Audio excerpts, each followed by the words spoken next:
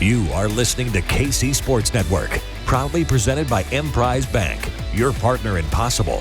What is up, footy fans? Welcome to another episode of Soccer Talks here on KC Sports Network. I am your host, Aly Trost Martin, and today we have a very special guest joining the show, Susannah Collins, host of Morning Footy on CBS and their new 24/7 Golazo network with just all soccer all the time. Susannah, of course, was at Major League Soccer for a number of years, doing a lot of hosting and reporting in her role there. So if you're a fan of MLS, you've probably seen her around. And let's be honest, if you're just a fan of soccer, you've seen Susannah Collins. You know who she is. She is just a ray of sunshine, a wealth of knowledge. And so I am thrilled to have her on the show today to talk about this new morning footy show on CBS, her soccer origin story, how she got in to covering the beautiful game. And we also get into some fun rapid fire questions. I asked her about Sporting Kansas City and some of their struggles at the start of the year and a whole lot more. So you'll really enjoy this conversation with Susannah Collins. She is just awesome. And as always, Soccer Talks is presented by our friends at Emprise Bank. You can open an account with Emprise Bank in less than just 5 minutes, and the savings just start there. Emprise is a trusted partner with a variety of products and services to help you achieve all of your goals. So don't be tethered to a brick building. Start a meaningful relationship with a bank that has your best in mind. And with that, please help me in welcoming Susannah Collins to the Soccer Talks podcast. I am thrilled to welcome our next guest. If you are a fan of soccer, you probably know her, Susannah Collins, host of the new Morning Footy show on the also new 24/7 Golazo network. I mean, this is just such an exciting time in soccer. And of course, Susannah, as you have always been, right there in the thick of it. As new exciting things happen in the sport, you're right there, and so thrilled for you in this new role as the host of this show. Here in the Central Time Zone, I believe it's from 6 a.m. to 8 a.m., but 7 a.m. to 9 a.m. Eastern Time. So depending on where you're listening to this from is when you can tune in Monday through Friday, catch Susannah and the crew on that show. So how are you? How has it been? Are you getting used to the mornings? Were you always a morning person? How has this transition been? That's a great question. First of all, thank you so much for having me, Aly. It's great to see you. It's been a whirlwind. And to answer your question, no, I am not used to the early mornings yet. I am definitely not a morning person by nature. And I think probably, as you know, working in sports, typically you're a night owl. Like that's kind of how it is. And so I've had to really just kind of readjust everything to adapt to this new schedule. My alarm goes off at 4 a.m. every day. And I've decided that it's never gonna feel good for me to get up at 4 a.m. But we're getting there. We had like a month of rehearsals leading up to the actual launch of the show last week. So it's getting like a tad easier, but it's still, I'm getting there. Yeah, no, I can imagine that would be difficult. I've also kind of just mailed it, and I've attempted to be a morning person at different times in my life. It's always like an out of necessity, right? Like I'm traveling super early or I need up for something. But other than that, it's like 7:30 a.m. is like the earliest you're going to see me roll out of bed most times. So I sympathize with you, but you all have been doing incredible work. Like you said, rehearsals leading up when the announcement came out, I think the response from everybody collectively as soccer fans, everyone was like, finally, like a show that's dedicated to soccer every day. And I would almost compare it to it's like a 2-hour radio show on TV, right? Like you get kind of that nice variety, a bunch of guests. How would you describe what morning footy is to maybe someone who hasn't had a chance to watch yet or someone who's interested in what you all are doing over there at CBS? Yeah, it's a great question, Aly. The way I've described it to people, to your point, like it's kind of the morning soccer show that I've always wanted as a soccer fan because it's so all encompassing. We're covering so many different leagues, all the leagues in Europe, MLS, we're covering women's soccer, we're covering the US teams. It's everything. And so it's kind of like a one-stop shop if you're a fan of the global game. And there's a little bit of something for everyone, I think. And what we're trying to do is appeal to the masses and like the different types of fans, because you've got fans that are just kind of getting into the sport, are just being introduced to it. But then you've got the diehards, right, that have like been around forever and X's and O's. And so I think we're kind of trying to find that niche where anybody can watch it and take something away from it.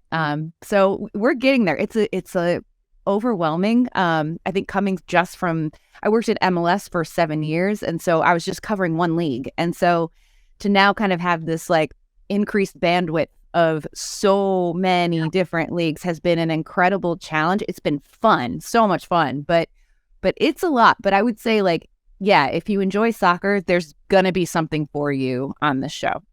Well, and you've been crushing it. I don't think anybody watching would know that, like, hey, this person had, only really most of their experience in MLS. And I totally can understand.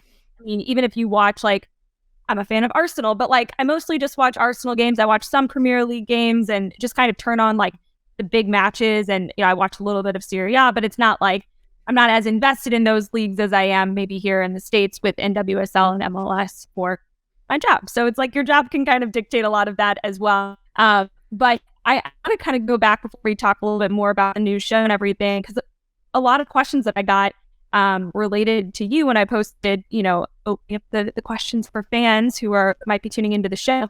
Was your scoring story, so to speak? You mentioned your time at MLS, but what brought you to soccer? What was kind of introduction to the game?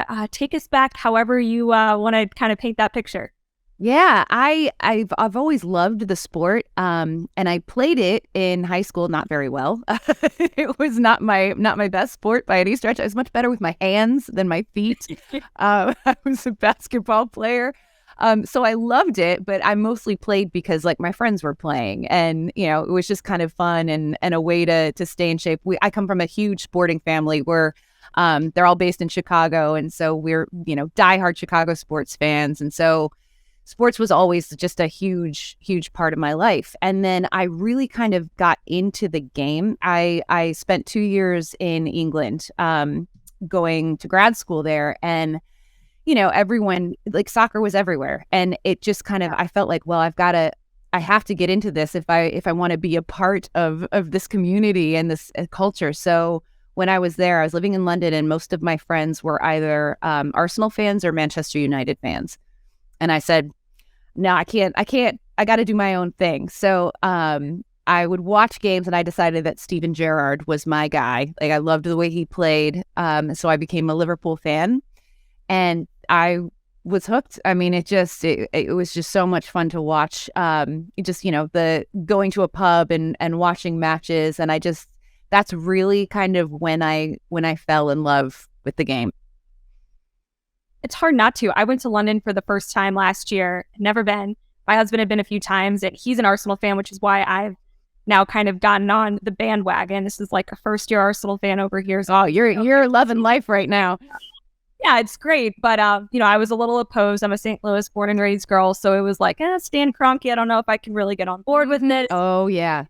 Marriage will just, you make compromises and sacrifices. Right. Fine, I'll be an Arsenal fan. But we went to a couple of games when we were in London, and just like the atmosphere, it really is like the equivalent of what the NFL is here for a lot of people. I mean, just like that diehard fandom. I'm convinced that nobody in London works past 3:00 in the afternoon. The streets were always packed, no matter what day it was. Like, you see people going in and out of the pubs.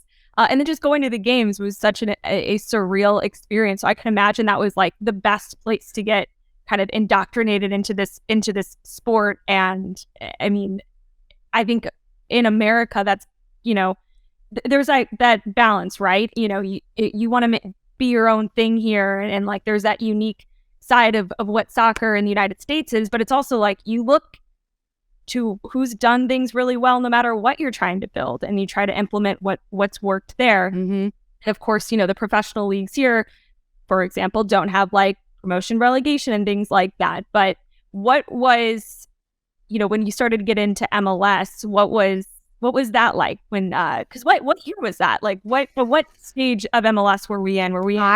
My first season covering MLS was 2016. which, God, I mean, in some ways it feels like it's yesterday, and then in some ways I'm like, oh my God, that was a lifetime ago. And it's wild. So I was working at SB Nation at the time, and I was part of their video team. There used to be a video team at SB Nation, and we covered mostly NFL, college football, basketball, NBA. But I was always pushing for more soccer content. I was always tweeting about Liverpool because I love them. And the guy who was kind of running digital at MLS literally slid into my DMs on Twitter and was like, "Hey, like, I love your work at SB Nation. I see you tweeting about Liverpool. Would you ever consider working for Major League Soccer?" And I was like, "Oh my God, yeah, absolutely." And mind you, Aly, I aside from going to like a handful of Chicago Fire games when I was growing up, didn't really keep tabs that closely on the league. So when I started, I was doing a show with Caitlin Carr called This Week in MLS, and we were covering like all the different teams, and so I had to it was not dissimilar from this experience at Morning Footy, but I just had to kind of crash course myself into all the different teams and the way it was played and just kind of the different nuances of the league. Because as you said, it's very different than how it's set up in Europe or other countries. So I had to learn quickly because, as you know very well, MLS fans are passionate and they will call you out when you are wrong. And I was like, I cannot get this wrong. I have to be on my game. So I had to learn very quickly, but it didn't take me long at all to just really kind of fall in love with the league and the players and the coaches. And there was just so many great stories. And one of the things that we love about MLS is that, it's this league where like anything can kind of happen. And so there was always something unexpected, a result that was unexpected, a player that had an incredible match that weekend. And I was hooked. I mean, it just, like I said, it didn't take me long at all to just kind of grab on and fully embrace the league. I love it. I'm so glad that we're still covering it at Morning Footy. I get to kind of like keep one toe in the pool, so to speak. Yeah. How difficult was that decision for you? Because I can relate to that, just like love, and similar to you, like my start was through SB Nation as well, which was, part of the reason I think a lot of us were really disappointed to see them do away with the soccer coverage, because it was such a great starting point for so many people, young journalists who that was how they got in the access and the opportunities through those blogs, and that infrastructure was just incredible. But I'll never forget like just being so infatuated with the league as soon as I kind of got in, because St. Louis, of course, didn't have a team when I was growing up. And Kansas City was far enough away to where it was not something, although I did end up finding like a KC Wizards blanket at my parents' house. Amazing. We get this? Like, is it fate? But yeah, so I didn't really start getting into the league until about like 2017 when I moved to Kansas City out of school. So I can completely like relate to you on that front. But when it comes to, moving on from MLS, and of course you still cover it now, take me through what that process was like for you, because there's been a lot of change in the last few months, as we all know. So it was a really tough decision because as you know, this whole Apple deal was happening with MLS, and just kind of assumed that I would, kind of follow that path and be a part of it. And I, at the same time, CBS had reached out to me and said, "Hey, we're starting this thing. We'd like you to be a part of it." And so I never, ever thought that I would be in a position where I'd have to make this decision. And it was just kind of like worlds colliding. And it was really tough. I had a lot of like back and forth with myself, with my friends and family, my fiance, about what was the right thing to do. And I think at that point, it was like I had been at MLS for 7 years, and I was just like, I feel like I'm ready for a new challenge. And it was, it was scary because it's scary to leave something that you know so well and that you love a lot. I loved my job. I absolutely loved my job. And they were doing this whole new exciting thing with Apple. And I just, it's one of these, you just kind of have to go with your gut. Like I could have made cases for either job. And at the end of the day, I just kind of went with,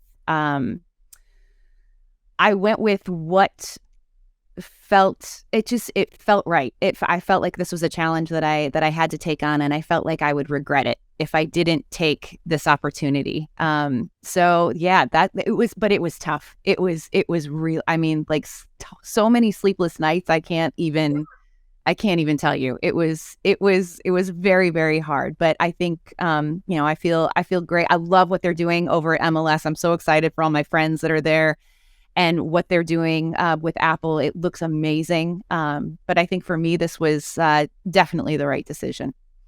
Well, and like you mentioned, I mean, there's so much happening in Major League Soccer right now with the new Apple deal and MLS Season Pass, and also with CBS and this Golazo network and all of the ways in which CBS has really been, kind of at the forefront of a lot of, just soccer-related content, adding more games, more leagues, just more access to the sport here for fans to get into a number of different leagues, teams, etc.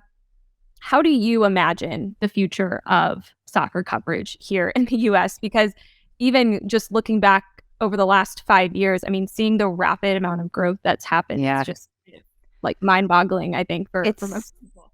It's staggering. I mean, even like when I first started at MLS, like looking like you couldn't watch like all of the games. It was hard to find games, and it was hard to find certain leagues in Europe. And now, like, being a part of a network that is literally 24/7 soccer is just kind of like, how did we get here? It's unbelievable. So I feel like there has been this like rapid growth in the coverage of it, and a rapid growth in the appetite for it. Like, I mean, it's a sport that's only going up. And I think that eventually, I mean, I think we're a ways away from it, but I think it's not going to be long before we see soccer as sort of maybe overtaking NHL or even like baseball at some point, like as the most consumed sport. It's so global, it's so universal. So I think that it's only going to increase. I mean, I know that at CBS and the way that they're investing in the sport and the amount of teams that and leagues that they're going to cover, I don't think it's going to slow down anytime soon, which is wonderful and encouraging. And the fact that a company like Apple has made this massive investment into the domestic league here, it's just really exciting, especially when you think about 2026 and the World Cup coming to North America. I mean, there's just going to be so many opportunities to watch and consume. It's so exciting, and I don't know, you probably feel this too, but I feel like we're almost like on like the ground floor of this, and I don't know, it's just it's something that like I'm really excited about and I'm really proud of. Yeah, no, I feel that same sense as well. It's cool to be a part of something that is still. I mean, if we're looking like domestically at like American soccer, I mean, MLS is still younger than 30 years in its existence. NWSL, shockingly, only, a decade into. Yeah. Although there have been, failed leagues prior to the NWSL, but it's just like, when you think about it, like from just like a 30,000 foot view, I mean, it's like, we're still so early, like in all. So it's pretty wild. And hey, fingers crossed, 2027, possibly some. I heard, that was some news today. We're making a bid.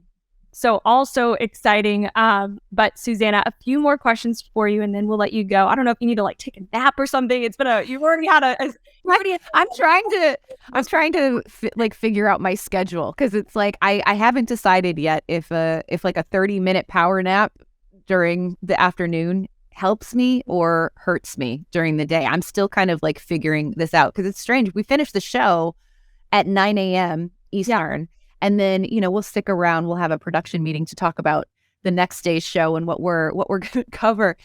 And then like I'm usually home between like 11 and noon, and it's like this is so weird. Like, this is like, it's just so weird. Mind you, I'm in bed at 8:45 p.m. every night. So yeah. Yeah. I'm like an old lady now. It's wild. I love it. Well, hey, since this is a Kansas City podcast, you all covered this week with Sporting Kansas City's struggles at the start of this season. I think it's been shocking for everyone. Number one, because of the success that this club has had under manager Peter Vermees, and really, it's just such an unusual thing right now. But also because a lot of the players that are a part of this current squad were a part of the team last year that had a 6-2 finish to the end of the season. We're one of the best teams offensively, up there with, of course, of the league's best that took it all the way in the postseason. It's kind of, there's really no answer. But from your perspective, what's going on? What's wrong?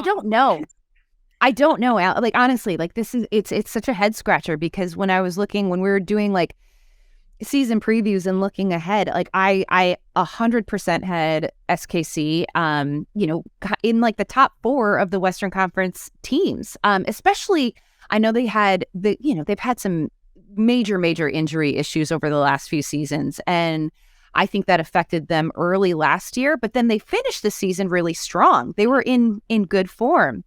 And so, because they were a team that no team wanted to play with, like, the last couple months of the season. They were doing really well. And so I had every expectation that they were going to start the season kind of where they left off. And with a guy like Peter Vermees in charge, I mean, he is smart. He's the longest tenured coach in MLS. The guy, he knows how to win. And I thought, with like Alan Pulido being healthy again, Daniel Shallowy, with such a talent, it's puzzling to me. It's honestly puzzling that they're having the struggles that they're having. I can't pinpoint to like a thing where I'm like, I just don't understand why it's not clicked. I have faith. We all know that, and we've seen this before in MLS, where a team can have a terrible start to a season and then suddenly, emerge. I look back at like the Seattle Sounders team that won it in 2016. I think they were at the bottom of the standings, and then Vancouver in 2021. I think and then made not that they went on to win it, but just to even get into the playoffs. That's all you need to do. But I think getting a guy like Johnny Russell back is going to be huge. I've always felt like he was kind of the heartbeat of that team, and so that, I think that'll give them a little bit of a boost. I don't think that Peter Vermees is a guy that will tolerate these poor results for much longer. I do think they're going to turn things around, but it's wild. I mean, they haven't won a game, and they've only scored like 2 goals. 2 goals. No wins. It doesn't make any sense. On the road against New England this weekend. They're, of course, it's a tough match.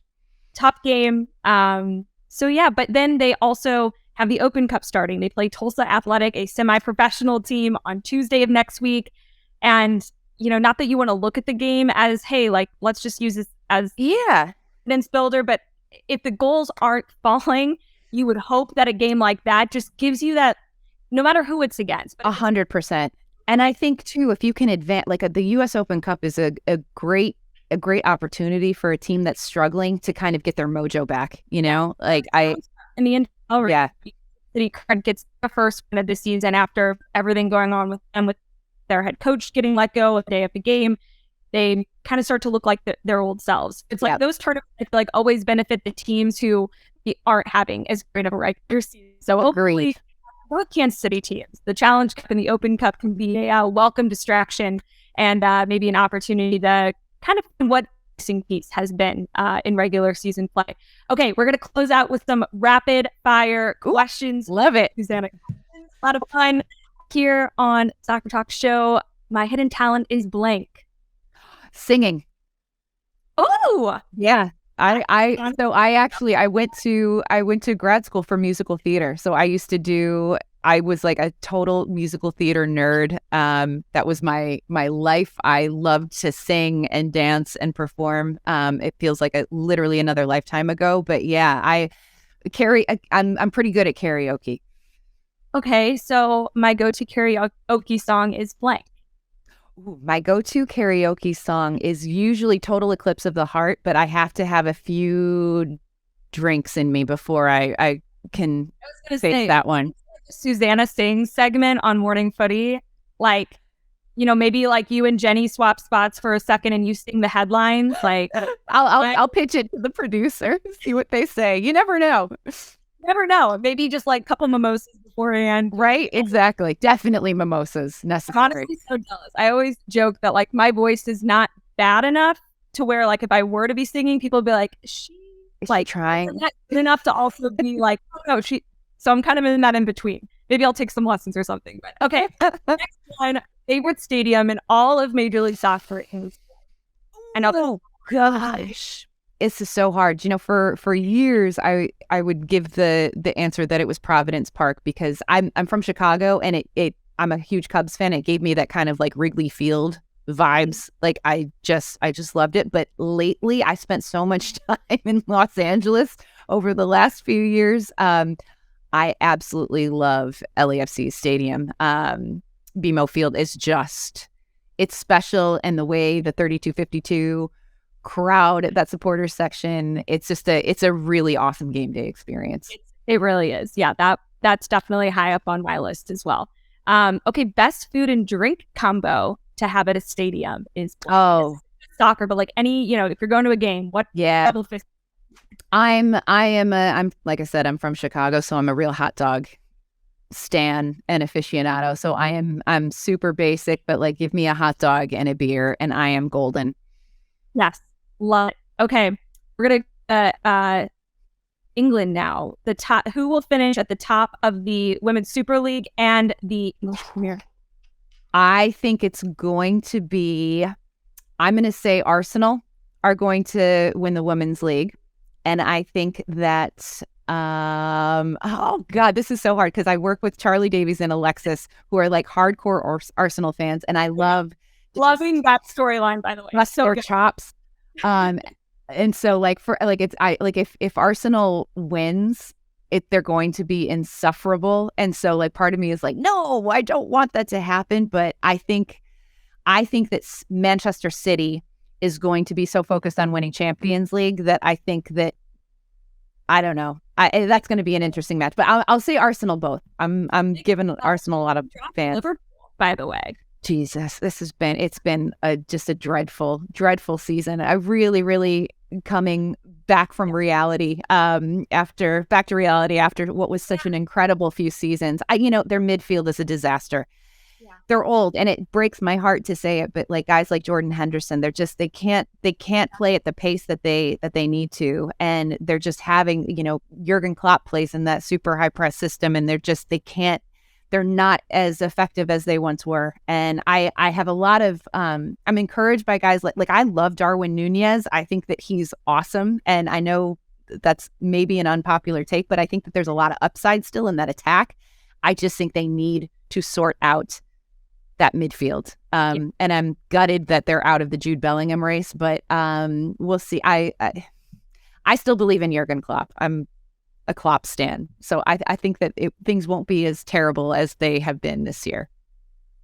Next season. True fan. I love it. Okay. Last question for you. Let's fill in the blank. The key to hosting a live show is blank. Chemistry.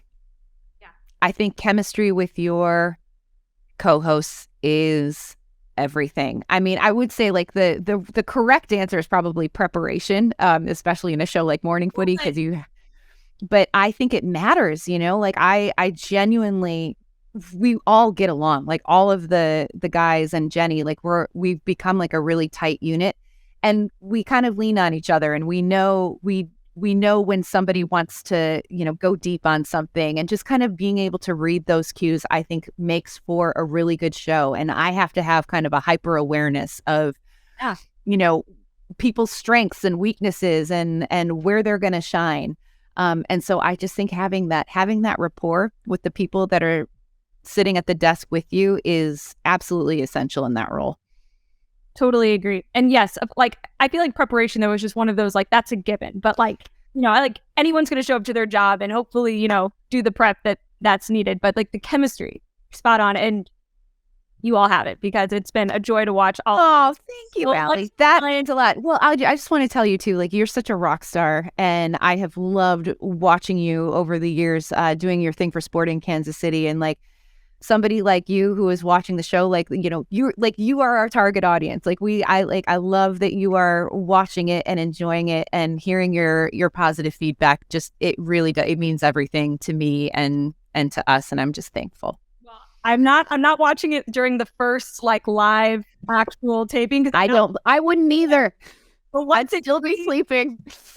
Because I think it runs again like right after the It does. Yes, it does. Most of my mom, she's like, I watch it when it re-airs, and I'm like, there you go. That's the move. Part of them, because some days I'm up that early, but it's not that often. So Susannah, keep it up. Have fun. Congrats on the engagement, by the way. Oh, thank you so much. Exciting. Yes. She's getting married. I'm thrilled. There's a lot of good things happening, and I'm have a very grateful and full heart right now. We'll soak it in. We're all so happy for you. Thank you.